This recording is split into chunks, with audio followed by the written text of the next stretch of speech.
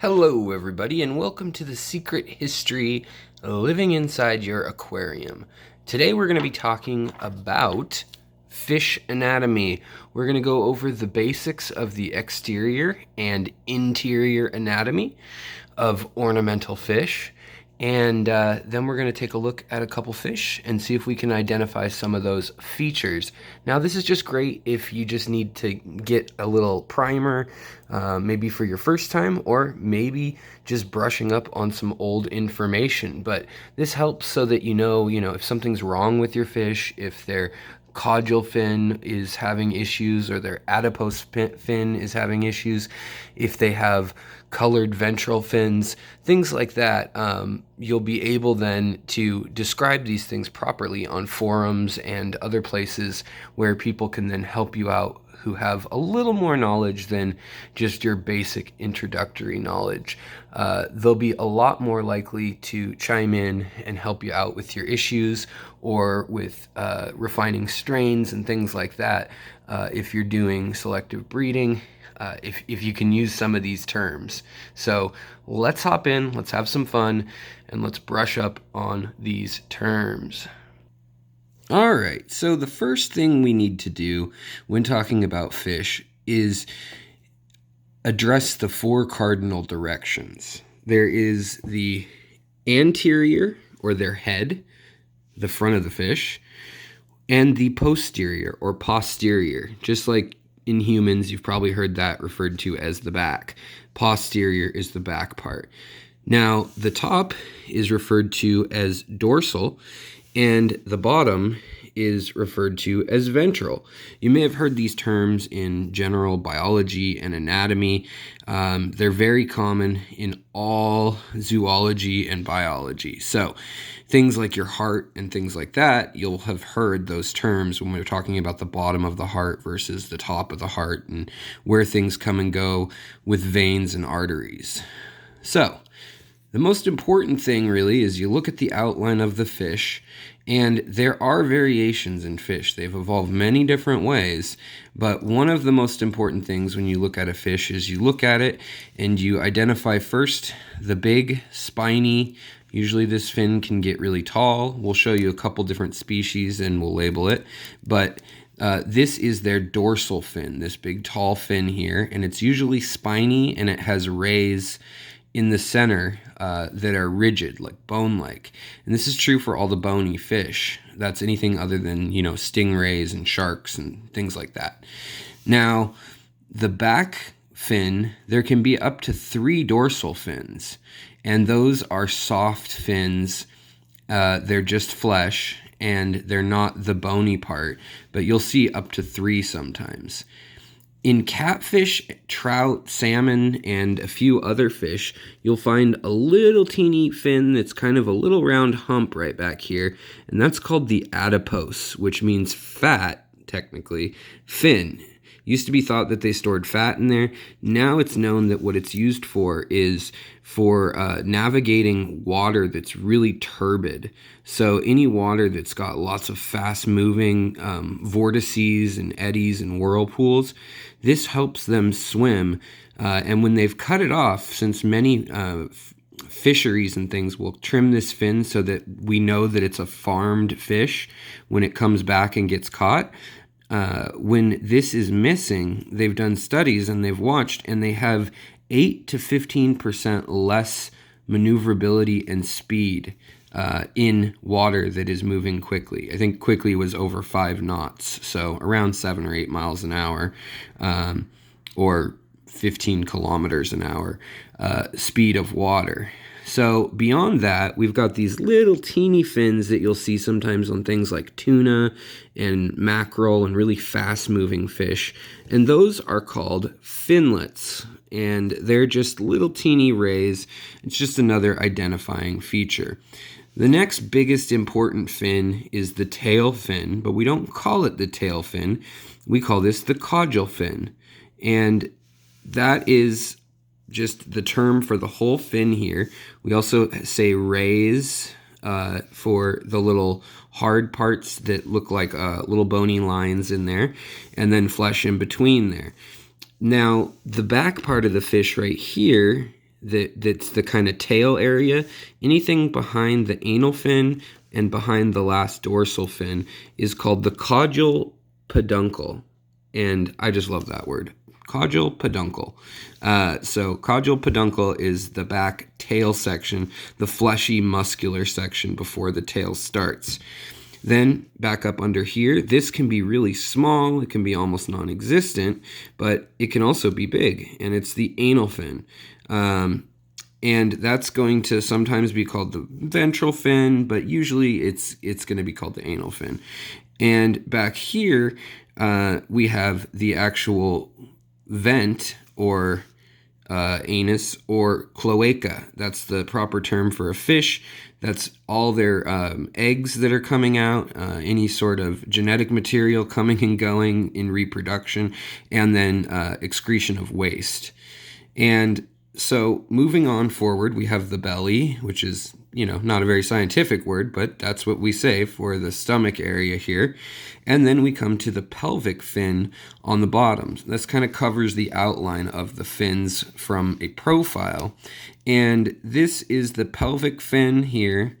And an interesting little tidbit about the pelvic fin is that the farther forward it is towards the anterior side of the fish, or the head side, the more likely it is to be recently evolved. So it's more likely to have evolved later than a fish like, some really old shark or something like that will have fins farther back, closer to their ventral fins than closer to their head.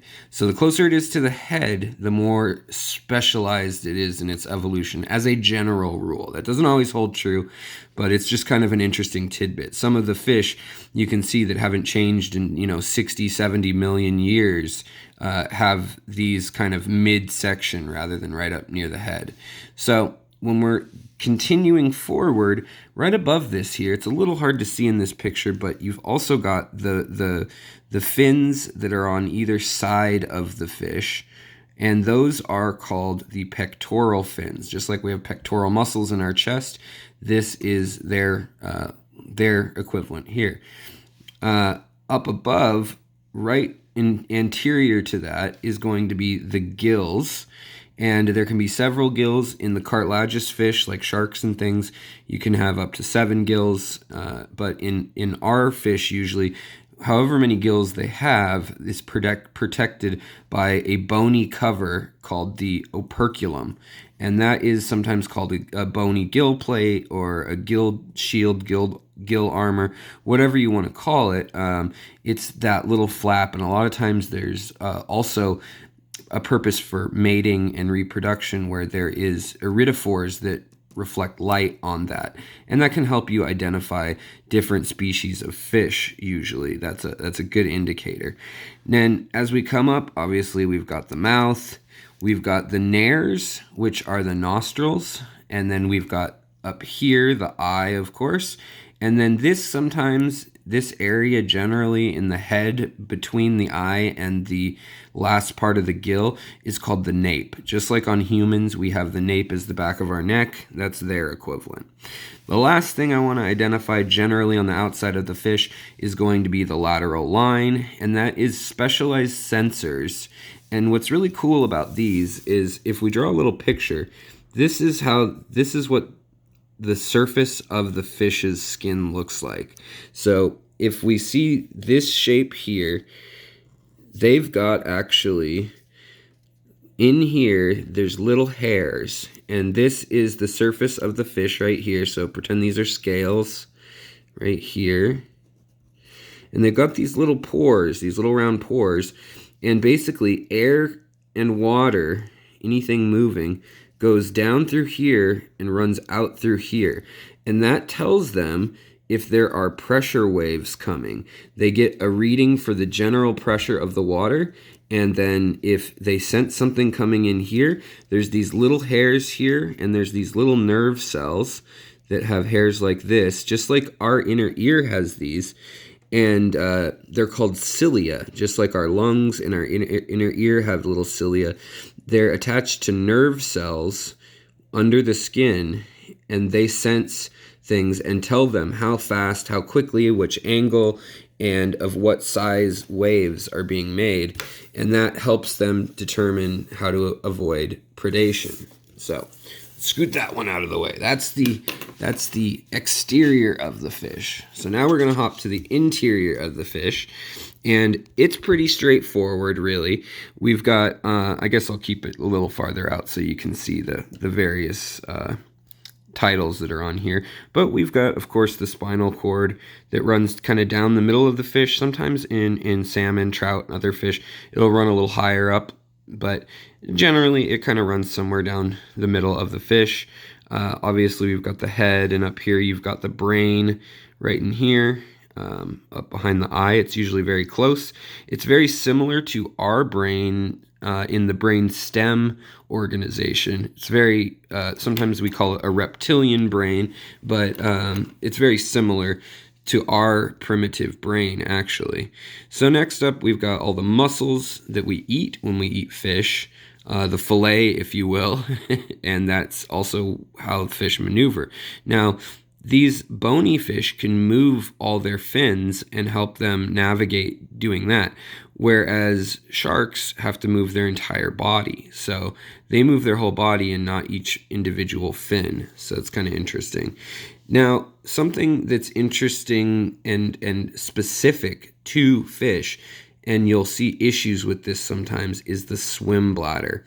And so the swim bladder is right in here generally on a fish, right in kind of their belly, and sometimes it's split into two pieces, sometimes three even, and that is going to be how they regulate air, and there's sometimes an oily substance in there, sometimes there's an air substance in there, and they can let in or out or change the density of this depending on how they've evolved, and that allows them to stay upright, kind of like our inner ear. And then also it's kind of like ballast in a submarine or a ship to keep it right, to keep it righted or right, to keep it right side up. Now, they're a little different in that from humans and mammals, in that for the most part their heart, it's pretty small and it's right up in front here. They're cold-blooded, obviously, up in kind of the same area, I guess, if you were to stand a fish up, assuming that this were the feet and the head were the head of a human and the belly were the front of a human. Its heart is right kind of front and center there, and its liver is right next to its heart up here. Not huge livers generally in fish, which is a little different. Now their gallbladders right below that, and the spleen below that regulates sugars and things like that. They do have more organs than this, but those are the big ones. The stomach is generally right in the center of the belly here, and then kind of up behind the stomach and in between the swim bladder on either side, usually there's kind of two sets. There's right here, and then there's also kind of another one. If you could see it cut away, it would be back in here. You've got the eggs, and in there you've got either an oviduct or some sort of a uterus for the fish, where they hold little teeny eggs that are not ready, and then those cells grow larger, and then when they're ready, they come out. Some fish develop the eggs all when they hit a certain age and they get to a certain size, and then they release them and they have a set amount. Others, they grow from small, like live bears. They have small little cells that get bigger, and when they're fertilized, then they grow them, and inside here they actually have a womb-like compartment right in this area, in guppies and mollies and platies and things like that. And then in that case, they would have a area where you can kind of see into that region that's dark, and that would be called the gravid spot, and that would be kind of right in here on live bears usually. Now the back here we have obviously the cloaca, or the anus or the vent, and that is where both any sort of liquid comes out or waste. And as you can see, some fish have kind of a a curly hue of digestive systems, but some are kind of just straight through, just real quick. And you'll see that sometimes when their cloaca is closer to the head. Also, you'll see that. And that's also another sign that they probably evolved a little more specialized more recently. And then last of all, we've got the urinary bladder. And so that's in freshwater fish. Sometimes saltwater fish too have adaptations of that, but you can watch my video on do fish drink water for more details on that, because freshwater fish and saltwater fish are a little different. So let's bring in here a couple images just to show some variations in here. So right here, you can see that we have a goldfish, and we can see that you've got that dorsal fin, we've got the caudal fin, the anal or ventral fin, we've got the pectoral fin, and we've got the pelvic fin. See here, the pectoral fins are a little lower down. Sometimes they hang down, and it can kind of be deceiving. You might think, oh, wait, it's got two pelvic fins, or these are the pelvic fins, and these, what are these?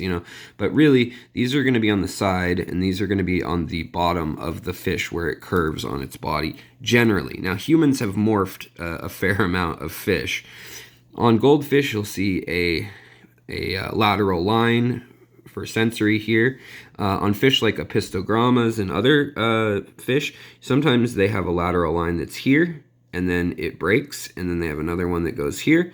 It just depends on how they evolved. When we look down a little lower, you can see for the internal organs of a goldfish, we have really similar layout to how that perch or bass or whatever fish that was representing would be up above that we looked at.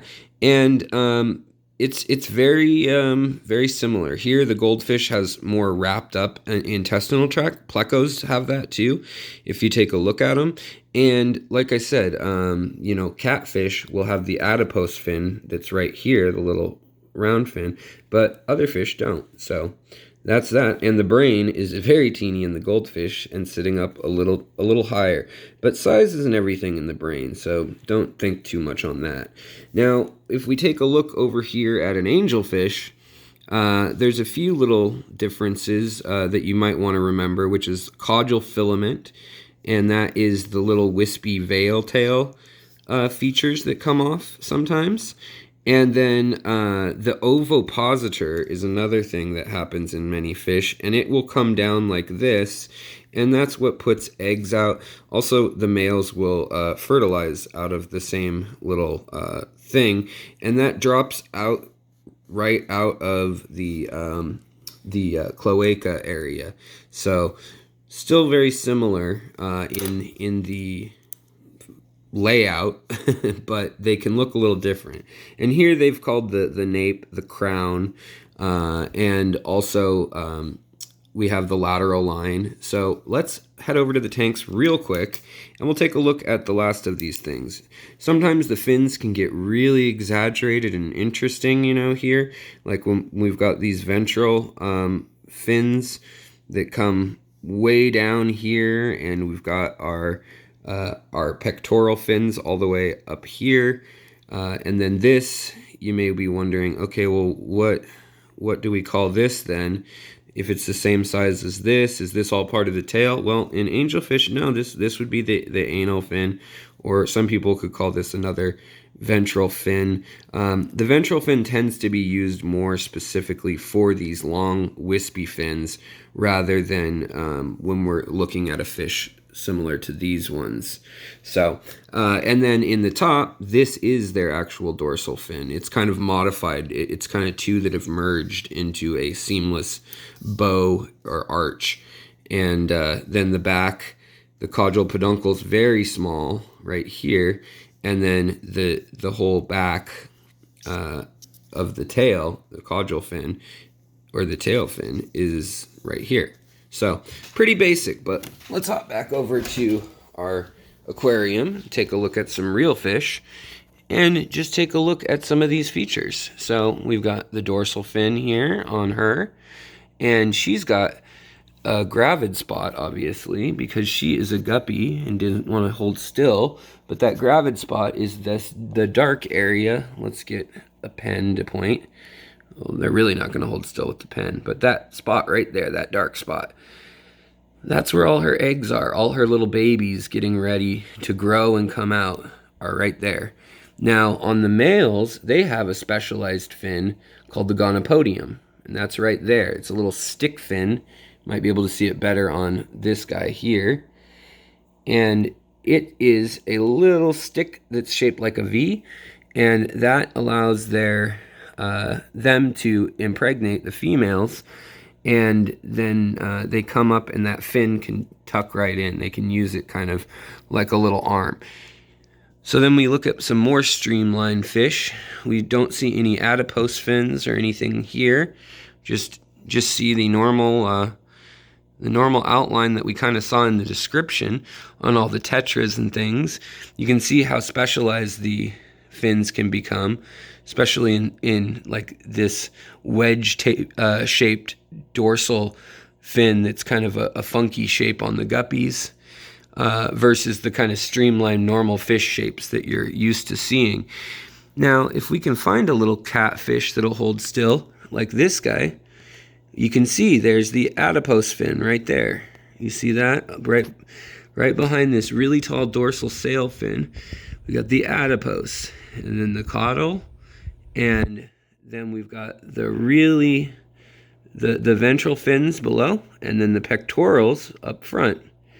And yet again, like I said, the gill plate covers have that blue shiny spangling on them. And up front, the specialized gear, the whiskers, are called onodontodes on catfish and little sensory organs. And you'll see those on many catfish. If you could see this guy back here, this is a leopard frog pleco, and he's got the same deal going on.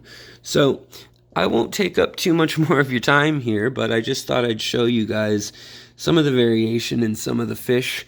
And you guys can practice this at home. You can look up charts and things for yourself for whatever species you keep or work with. And here's another catfish with another adipose fin. You see that? And their pectoral and ventral fins, or lateral fins, sometimes you'll actually hear them called, are on kind of a plane that's similar with one another. So, and here's another little catfish. Well, they're all here, and this has a little adipose fin also. It's hard to see almost, but there it is. So that can tell you that they live in more turbid waters sometimes. Now, these fish may also, you see this one has a modified anal fin there that's really long and runs all the way up into the caudal peduncle of the fish, and so it may live in fast water too, just as likely, but you'll know for sure if it's got that adipose fin. Alright guys, I hope you liked this video. I hope it was informational. I know it's a little dry, but I hope it contained what you needed, and if you enjoyed it, click that bell to get more alerts. A lot of you, I know, says only 16% of subscribers actually have it clicked right now, and I know a lot of it got unclicked, and I hear people saying, I don't get alerts, I don't get updates with your videos, and that is why. Sometimes it gets unselected if you haven't been here on the channel in a while, and so if you want those updates, click it. If not, don't worry about it. But if you stuck around this long, I think you might. Alright guys, have a great day, and I will talk to you later next time on The Secret History Living in Your Aquarium.